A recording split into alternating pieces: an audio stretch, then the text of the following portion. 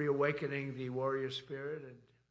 មេដឹកនាំអាមេរិកលោក Donald Trump បានចោទរុស្ស៊ីនិងចិនចំថាកំពុងសំងំផលិតនាវាមួយទឹកដើរដោយថាមពលនុយក្លេអ៊ែរដើម្បីតាមឲ្យទាន់អាមេរិកតែលោកថាទីក្រុង Washington នៅតែវាក់ដាច់ឆ្ងាយប្រទេសទាំងពីរថ្លែងនៅចំពោះមុខមន្ត្រីយោធាអាមេរិកកំពូលនៅឯមូលដ្ឋានកងទ័ព Marine Quantico កាលពីថ្ងៃអង្គារលោកប្រធានាធិបតី Trump បានប្រកាសក្តែងក្តីថាអាមេរិកបានវាស់ដាច់រុស្ស៊ីនិងចិនចំនួន25ឆ្នាំហើយតាក់ទិនទៅនឹងចំនួននាវាមួយទឹកដើរដោយថាមពលនុយក្លេអ៊ែរ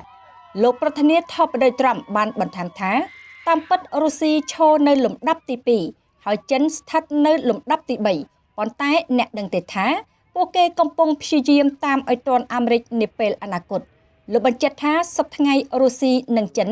មានចំនួននាវាមួយទឹកដើរដោយថាមពលនុយក្លេអ៊ែរក្នុងចំនួនតិចតួចដូចគ្នាប៉ុន្តែនៅក្នុងរយៈពេល5ឆ្នាំទៀតប្រទេសដៃគូទាំងពីរអាចនឹងមានចំនួនស្មើគ្នាក៏ថាបានគួរកត់សម្គាល់គឺត្រឹមចុងឆ្នាំ